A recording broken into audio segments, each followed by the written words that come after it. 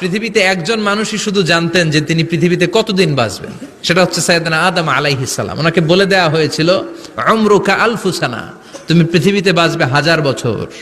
কয় বছর? সাইয়েদনা আদমের সামনে অনেকগুলো রুহু রাখা হলো। সাইয়েদনা আদম বললেন, এরা কারা? আল্লাহ বললেন, এরা হচ্ছে নাসালুক, তোমার বংশধর, পৃথিবীতে তোমার পর এরা পৃথিবীতে আসবে। সাইয়েদনা আদম বললেন, আল্লাহ ওই যে একটা রুহু দেখা যায়, এটার নাম কি? আল্লাহ বললেন, হাদা ইবনুকা দাউদ, এটা তোমার ছেলে দাউদ, সে দুনিয়াতে নবী হয়ে আসবে, তার ছেলে সুলাইমানও নবী হয়ে আসবে। সাইয়েদনা আদম বললেন, মাবুদ, আমার ছেলে দাউদের কত বছর হায়াত আপনি দিয়েছেন? আল্লাহ বললেন, 40 সানা, মাত্র 40 বছর, 4 ইয়ার্স, 40 বছর তোমার ছেলেটা বাঁচবে। ও আল্লাহ, আমি বাঁচবো কয় বছর? তুমি বাঁচবা 1000 বছর। সুবহানাল্লাহ। সাইয়েদনা আদম বললেন, মাবুদ, এত ফুটফুটে সুন্দর আমার ছেলে দাউদ, মাত্র 40 বছর দিলেন কেন? জিদ মিন উমরিহি, বাড়ায়া দেন। কি করেন? সুপারিশ করতেছে পোলার লাইগা কে? বাবা। আল্লাহ আপনি বাড়ায়া দেন। আল্লাহকে বাড়ানো যাবে না, লেখা হয়ে গেছে। রুফিআতিল আকলাম ওয়া জাফফাতিস সুহুফ, কলম তুলে নেওয়া হয়েছে আর কালি শুকায় গেছে, আর কিছু করা যাবে? সাইয়েদনা আদম বললেন, মাবুদ, আমার 1000 বছর কেন দিলেন? আমার এই সুন্দর ফুটফুটে ছেলেটারে মাত্র শুধুমাত্র 40 বছর কেন দিলেন? ও মাবুদ, আমার 1000 বছরের দরকার নাই, আমার 1000 বছর থেকে 60 বছর আমি আমার ছেলেরে দিয়ে দিলাম। দাউদ আলাইহিস সালাম বাঁচবে 40 বছর, তো বাপ আদম যদি আরো 60 দেয়, 40 আর 60 মিলে কত হয়? 100। ভালো হিসাব বোঝে 100। আর আদম আলাইহিস সালাম পেয়েছিলেন 1000 বছর, 60 কমে গেলে রইল কত?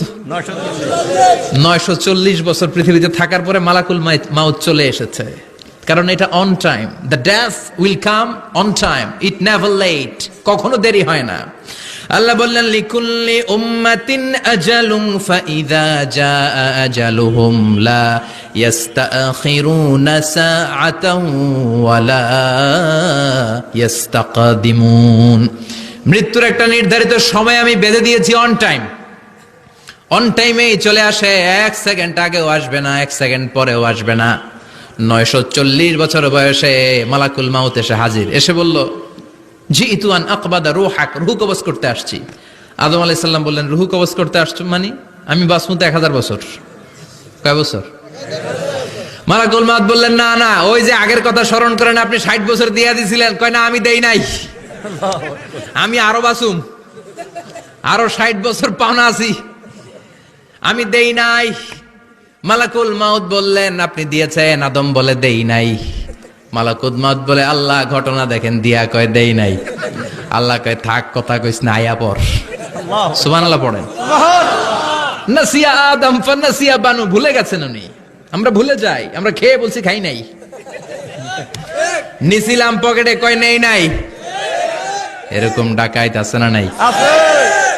নাসিয়া আদম ফানাসিয়া বানু, বিশ্বনবী বললেন, আদম ভুলেছে তো তার সন্তানরাও ভুলে যায়।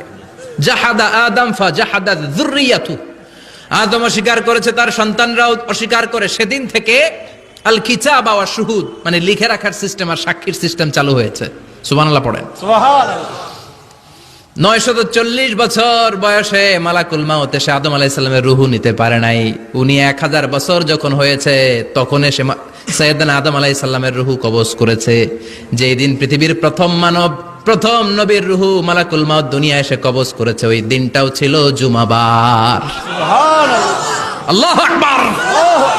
আবার বিশ্বনবী বললেন, লা তাকুমুস সাআহ ইল্লা ফি ইয়াউমিল জুমআহ ইযা যুলজিলাতিল আরদু জিলজালাহা ওয়া আখরাজাতিল আরদু আসকালাহা ইযা রুজ্জাতিল আরদু রাজ্জাও ওয়া বুসাতিল জিবালু বাসসা। কিয়ামতের দিন পৃথিবীটাকে একটা প্রকম্পন দিয়ে কাঁপিয়ে দিবে কে? আল্লাহ। মারাত্মক একটা ঝাঁকুনি দিবে আল্লাহ, পুরো পৃথিবীটা কেঁপে ভেঙে চুরে খান খান হয়ে যাবে। এই ঝাঁকুনি আর আর্থকোয়েক, ভূমিকম্প এর ঘটনাটা যেদিন ঘটবে ওই দিনটাও হচ্ছে জুমার দিন। চিৎকার করে পড়েন সুবহানাল্লাহ।